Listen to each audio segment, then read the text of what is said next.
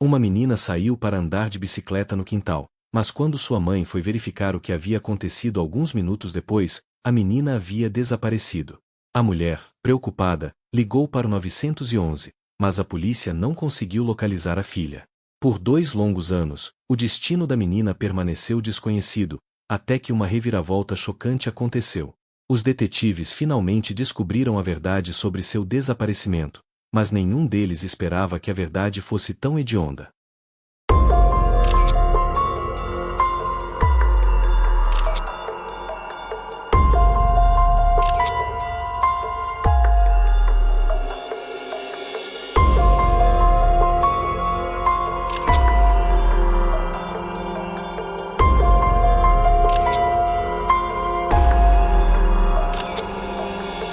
Kylie Ann Poulton nasceu em 20 de setembro de 1989, em Rochester, Nova York.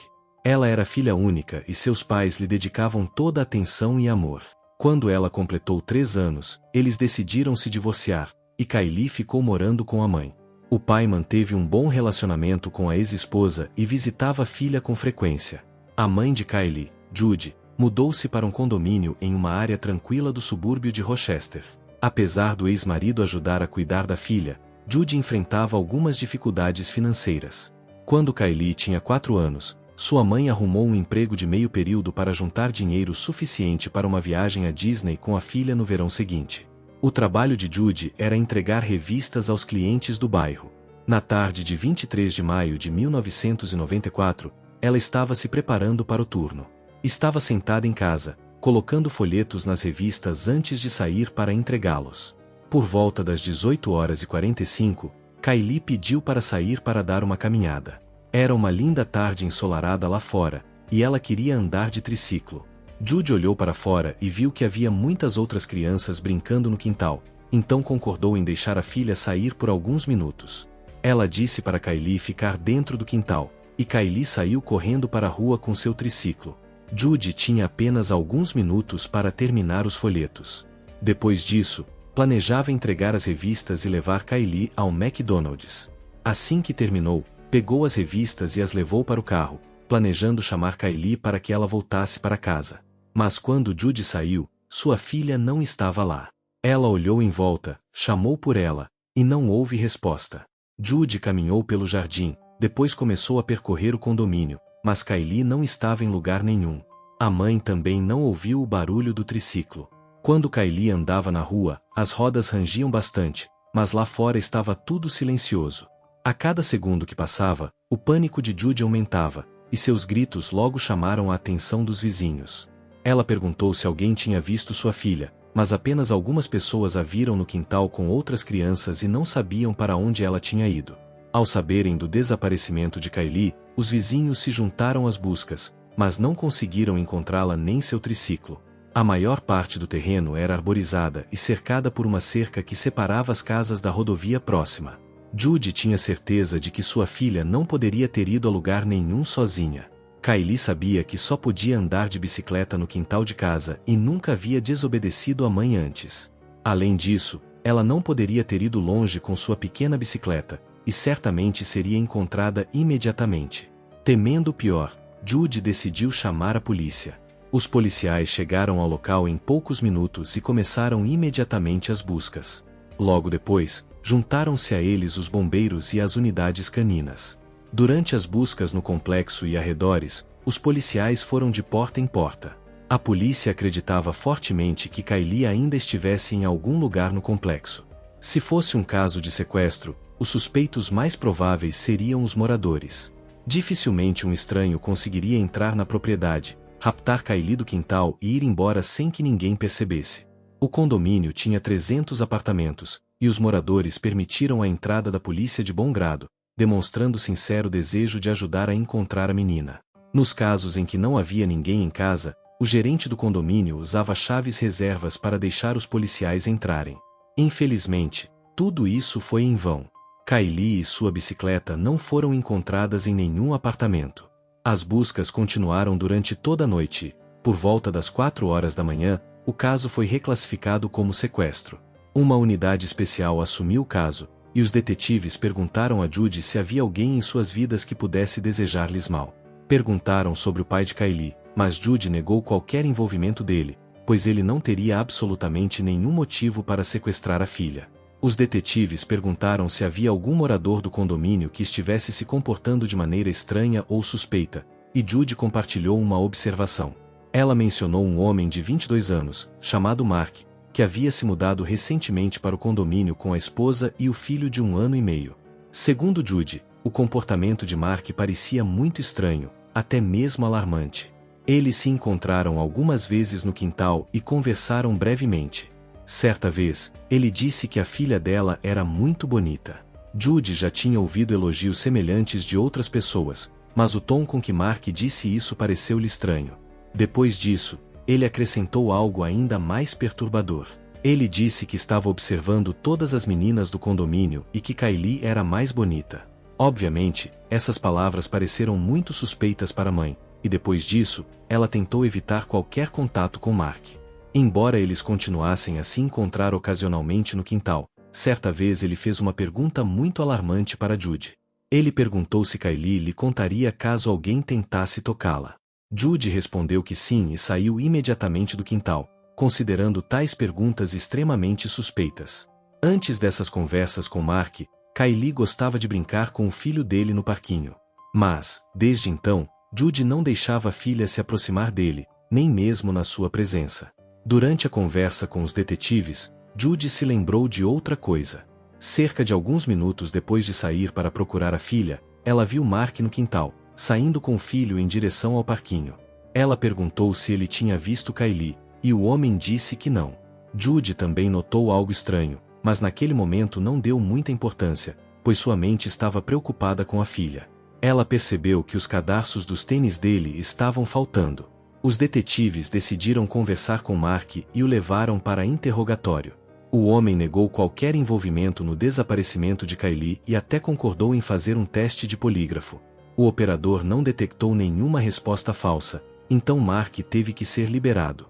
Além disso, a própria Judy basicamente lhe forneceu um álibi, pois viu o homem no parquinho com o filho exatamente no momento em que procurava pela filha. A polícia também revistou o apartamento dele nas primeiras horas da investigação, mas não encontrou a bicicleta de Kylie nem a própria menina. Assim, Mark deixou de ser considerado suspeito e os detetives prosseguiram com a investigação. Sem pistas em mãos, começaram a investigar Judy para apurar um possível envolvimento no desaparecimento da filha. Judy compreendeu que se tratava de um procedimento padrão e respondeu repetidamente a todas as perguntas. Contudo, o fato de a polícia, na falta de outros suspeitos, estar a dedicar tanto tempo a ela, só aumentava o seu sofrimento. Informações sobre o desaparecimento de Kylie logo apareceram nos noticiários locais, bem como em outdoors e panfletos por toda a cidade. A polícia recebeu inúmeras ligações, cujo número total rapidamente ultrapassou 1000, e os investigadores verificaram cada uma delas prontamente. Infelizmente, todas levaram a becos sem saída e, eventualmente, o caso ficou sem solução por meses.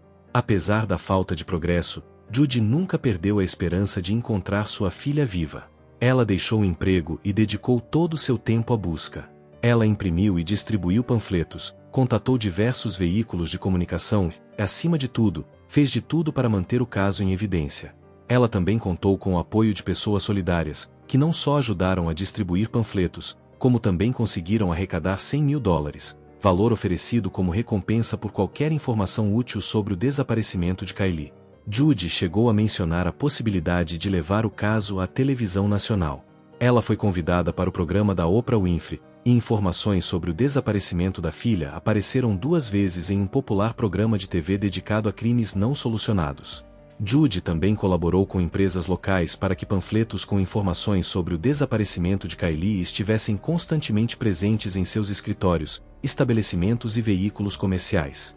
Ela chegou a convencer 2 companhias aéreas a incluírem esses panfletos nos envelopes com as passagens. Tudo isso ajudou a reunir novas pistas, e a polícia investigou diligentemente cada uma delas, mas nunca conseguiu chegar perto de solucionar o caso.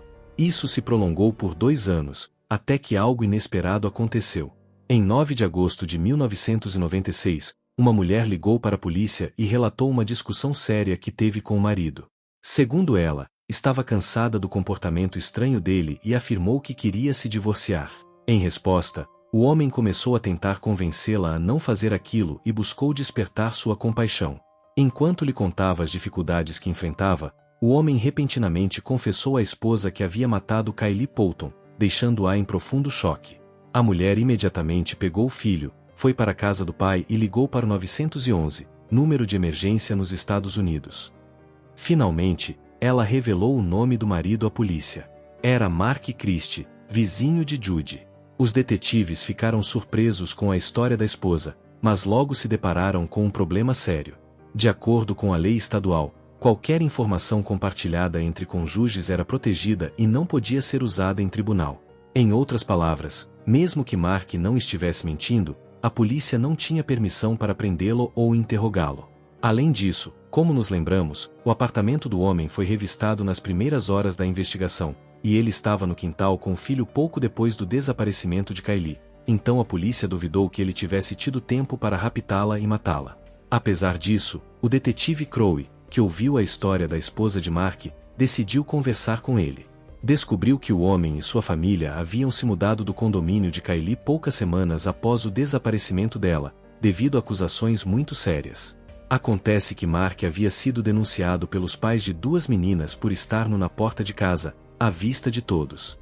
Nenhuma investigação foi conduzida sobre o assunto porque, tecnicamente, ele estava em sua própria casa, mas o fato em si pareceu extremamente suspeito ao detetive. Mark havia se mudado para outra cidade localizada a 80 quilômetros de Rochester, e Crowe foi até lá. Mas ele se deparou com uma desagradável surpresa. Em vez de Mark, foi a mãe quem abriu a porta e disse que o filho não falaria com a polícia sem a presença de um advogado, que eles já haviam contatado. Ao que tudo indicava, Mark havia ficado sabendo da ligação da esposa para a polícia, e o detetive Crowe percebeu que não havia muito o que fazer naquela situação. Como uma confissão feita à esposa não poderia ser usada em juízo, o advogado de Mark poderia facilmente impedir a polícia de falar com seu cliente, permitindo que ele continuasse vivendo livremente, sem medo de ser processado. Mas Crowe não estava pronto para desistir ainda. Enquanto conversava com a mãe de Mark, o próprio homem acabou saindo, e o detetive conseguiu convencê-lo de que só queria fazer algumas perguntas sobre o caso de Kylie. Crowe sugeriu que fossem de carro até o restaurante mais próximo e conversassem tomando um café. Para sua surpresa, Mark concordou, mas com a condição de que o detetive o levasse ao seu advogado depois. Eles pararam em um restaurante italiano próximo e, durante todo o tempo, o detetive conversou casualmente com Mark, tentando não forçar a barra nem pressioná-lo. E essa tática deu certo. Enquanto esperavam pelo pedido, Mark começou a falar de repente. Ele expressou arrependimento pelo que havia feito a Kylie, dizendo que suas ações o atormentavam há 2 anos. Segundo ele, via Kylie constantemente nas notícias e em panfletos, e o rosto dela o assombrava em todos os lugares. Crowe continuou a proceder com cautela, não querendo assustar Mark com pressão excessiva. Ele o conhecia desde os primeiros dias da investigação, mas aquela não era a primeira vez que conversavam. Crowe acreditava que Mark estava orgulhoso de si mesmo por ter enganado a polícia e evitado a punição. Então o detetive decidiu apelar para o ego dele. Disse a Mark que, de fato, havia conseguido enganar toda a equipe de investigadores que trabalhava no caso. E essa tática se mostrou eficaz. Mark respondeu que não queria parecer orgulhoso de si mesmo, mas que a maneira como se livrou da bicicleta foi realmente genial. Mark perguntou ao detetive se ele queria saber os detalhes. No entanto, o detetive o avisou que só falaria sobre a bicicleta e nada mais. Crowe continuou com um tom suave e até amigável para evitar assustar Mark e para obter o máximo de informações possível, garantindo-lhe que não precisava falar sobre nada que não quisesse. Então, Mark afirmou que o triciclo de Kylie estava em seu apartamento havia 3 dias, desde o desaparecimento dela.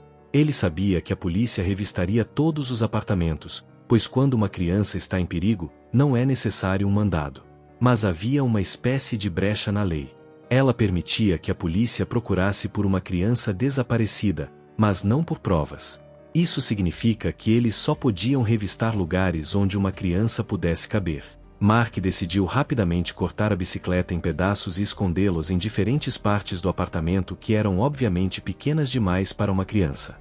Por exemplo, ele embrulhou algumas peças em roupas e as guardou em armários, enquanto outras colocou em sacos pequenos e as levou para o carro.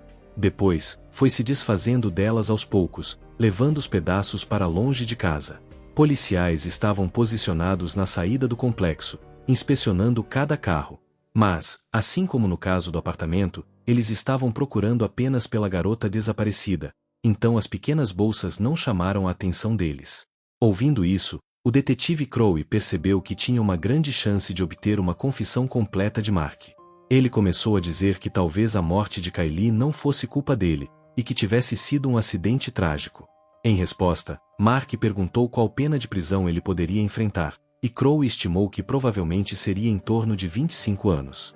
Mark disse que seria injusto fazê-lo passar metade da vida atrás das grades, longe da esposa e do filho.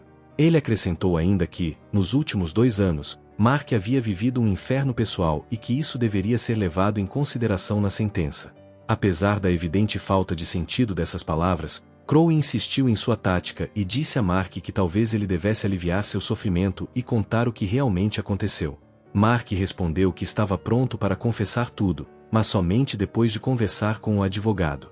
É claro que o detetive entendia que nenhum advogado permitiria que seu cliente confessasse um crime, mesmo que o tivesse cometido, se não houvesse provas contra ele. Então, ele decidiu ser honesto com Mark sobre isso e acrescentou que, nesse caso, os pais de Kylie jamais saberiam o que aconteceu com a filha, ou se ela sofreu antes de morrer. E assim Mark suspirou. O detetive percebeu que o homem estava pronto para confessar tudo, então disse que era hora de fazer a coisa certa, por si mesmo, por sua família e por Deus. Ao ouvir isso, Mark olhou para o detetive e finalmente admitiu o que havia feito. Ele repetiu que a garota não havia sofrido e disse que a estrangulou. Ele acrescentou imediatamente que não tinha feito mais nada com ela. Segundo Mark, naquela noite, Kylie foi ao apartamento dele e pediu para brincar com seu filho de 1 ano e meio. Ele a deixou entrar e levou a bicicleta dela para a cozinha. Ele sabia que a mãe de Kylie não a deixaria vir à sua casa, então decidiu não chamar a atenção. Kylie subiu para o 2º andar do apartamento, para o quarto das crianças, onde começou a brincar com o menino. Cerca de 10 minutos depois, Mark ouviu Judy no quintal, chamando pela filha, e entrou em pânico. Ele percebeu que a mãe dela ficaria furiosa por ele ter deixado a menina entrar em sua casa sem permissão, então Mark subiu até o quarto das crianças e estrangulou Kylie com as próprias mãos. O detetive Crowe imediatamente teve dúvidas sobre algumas partes dessa história. Parecia muito mais provável que o próprio Mark tivesse atraído Kylie para seu apartamento sob o pretexto de brincar com o filho, aproveitando-se do fato de sua esposa estar no trabalho. Ali, ele poderia ter tentado e, ao ouvir Judy chamando seu nome, poderia ter ficado com medo de que Kylie contasse tudo a ela. O detetive também se lembrou de que Judy o viu do lado de fora usando tênis sem cadarços, sugerindo que ele os usou para estrangular a vítima. Isso significaria que o crime não foi tão espontâneo, pois ele teria tido tempo para pensar enquanto tirava os cadarços dos sapatos. Aparentemente, Mark tentou minimizar a gravidade do seu crime alterando alguns detalhes da história. Mas Crowe entendeu que, se expressasse suas dúvidas, Mark poderia mudar de ideia e se recusar a dizer o que fez com o corpo, e o detetive precisava obter essa informação. Então, ele continuou a fingir e a ouvir a história. Mark alegou que, após cometer o assassinato, levou o corpo de Kylie para a cozinha e a deixou no chão. Em seguida, pegou o filho e saiu para criar um álibi. Ele ouvia Judy chamando a filha no quintal, então queria ser visto por ela de propósito para dissipar quaisquer suspeitas. Depois que a mulher o viu no parquinho e saiu para procurar por toda a propriedade, Mark voltou para casa e colocou o corpo de Kylie em um cesto de roupa suja, cobrindo-o com roupas. Poucos minutos depois, ele levou o cesto para fora e o colocou no porta-malas do carro. Nesse momento, já havia muitas pessoas no quintal ajudando Judy a procurar pela filha. Segundo Mark, havia tanto caos que ninguém sequer o notou. Mark também levou o filho consigo e dirigiu até a empresa onde trabalhava como segurança. Ele estacionou perto da parte de trás do enorme prédio e deixou a cesta com o corpo de Kylie perto da porta. Depois deu a volta e entrou pela entrada principal. Como Mark estava de folga, mentiu para os colegas dizendo que havia esquecido algo no trabalho. A história não levantou suspeitas, então Mark entrou no prédio e abriu a porta dos fundos por dentro. Pegou a cesta com o corpo da vítima e subiu em um enorme tanque de 30.000 galões cheio de líquido refrigerante. Ele abriu a tampa e jogou Kylie lá dentro, amarrando-a primeiro com um objeto de metal pesado. Em seguida, descartou todas as roupas da vítima, mas especificou que não removeu seus brincos. Após se livrar do corpo, voltou para casa e imediatamente se juntou aos outros vizinhos nas buscas por Kylie. Basicamente, ele conseguiu remover o corpo do complexo antes mesmo da polícia chegar, e ninguém percebeu nada. Ao final de sua confissão, ele afirmou que matar Kylie foi um grande erro e que não deveria ter feito isso. Tendo obtido todas as informações necessárias, Crowe pagou a conta e Mark deixou uma gorjeta de $2. Então, ele acompanhou voluntariamente um detetive até a delegacia, onde foi preso sob acusação de assassinato. Assim que o advogado de Mark soube da confissão, tentou anulá-la, mas não conseguiu. Mark forneceu todas as informações voluntariamente, e o detetive Crowe não infringiu nenhuma lei. A polícia foi imediatamente ao local de trabalho de Mark e abriu o tanque. 2 anos depois, o corpo da vítima ainda estava lá dentro, embora o grau de decomposição não permitisse aos peritos determinar a causa da morte ou quaisquer outros detalhes.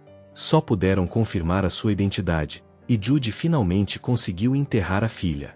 Mark confessou sua culpa ao juiz e foi condenado a um mínimo de 25 anos de prisão, exatamente como o detetive Crowe havia lhe dito.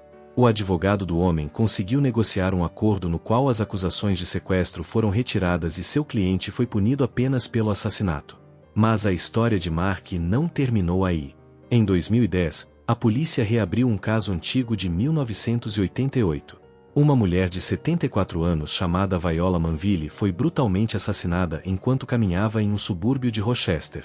Os detetives tinham vários suspeitos, incluindo Mark, que tinha apenas 16 anos na época. Mas ele passou no teste do polígrafo durante o interrogatório, não apresentando nenhum sinal de engano. Eventualmente, um homem chamado Frank Sterling foi preso pelo crime. Inicialmente, ele negou a culpa, mas após um interrogatório implacável que durou a noite toda, confessou o assassinato. Após cumprir pena na prisão, Frank tentou recorrer da sentença, alegando que a polícia o coagiu a confessar e que, ao final do interrogatório, mal conseguia compreender o que estava acontecendo. No entanto, todas as tentativas de Frank de provar sua inocência fracassaram até 2010, quando o caso foi reaberto e todas as evidências existentes foram enviadas ao laboratório. Os especialistas encontraram uma amostra de DNA do suspeito, que não correspondia à de Frank, mas era perfeitamente compatível com a de outro detento do banco de dados do FBI, Mark Christie. Em 2011, aos 39 anos, Mark confessou o assassinato de Viola e recebeu uma pena adicional de 28 anos de prisão. No entanto, ele não revelou os motivos de seus atos e não demonstrou nenhum remorso. Já Frank foi libertado após cumprir 19 anos de prisão. Ele processou as autoridades e recebeu quase $10 milhões em 2014, mas apenas 3 anos depois, morreu de ataque cardíaco aos 54 anos. Mark continua cumprindo pena na prisão, mas pode ser elegível para liberdade condicional em alguns anos. No entanto, não há garantias de sua libertação. Vale ressaltar que, se os investigadores do caso de Viola Manville não tivessem se fixado em outro suspeito e o coagido a confessar um crime que não cometeu, Mark poderia ter sido preso antes e não teria tido a oportunidade de matar Kylie. Infelizmente, as coisas tomaram um rumo diferente. Se você gostou deste caso, não se esqueça de curtir este vídeo, se inscrever para mais documentários sobre crimes reais e ativar o sininho de notificações para não perder nenhuma atualização. Muito obrigado por assistir e, como sempre, fiquem seguros, atentos e cuidem de si mesmos e das pessoas ao seu redor, porque às vezes as histórias mais assustadoras são as reais.